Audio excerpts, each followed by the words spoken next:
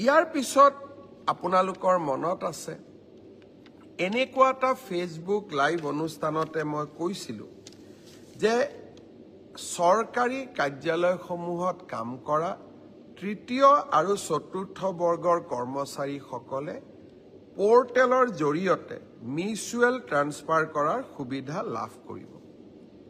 প্ৰায় 18,000 চৰকাৰী কৰ্মচাৰীয়ে আবেদন জনাইছিল আৰু মেটছ অৰ্থাৎ কোনোবা আহিব লাগিব কোনোবা যাব লাগিব অৰ্থাৎ মেটছ মেকিং হ'ব লাগিব।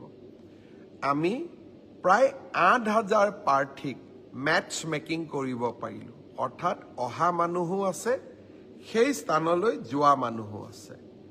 যোৱাকালি মই এই গোটেই বিষয়টো নিজে পৰীক্ষা কৰিছিলোঁ। মই আপোনালোকক জনাব খুজিছোঁ যে জুন মাহৰ প্ৰথম সপ্তাহত আমি পোৰ্টেলৰ জৰিয়তে যিসকল যোগ্য হ'ল তেওঁলোকৰ ট্ৰান্সফাৰ অৰ্ডাৰসমূহ আমি মুকলি কৰি দিম। অৰ্থাৎ আপোনালোকৰ অপেক্ষাৰ অন্ত পৰিব আৰু আগষ্ট বা ছেপ্টেম্বৰ মাহত এনেকৈ আৰু এবাৰ ট্ৰান্সফাৰৰ সুবিধা দি আমি পোৰ্টেল মুকলি কৰিম। অৰ্থাৎ চৰকাৰী কৰ্মচাৰীসকলৰ লগত আমি থিয় হৈ থাকিম।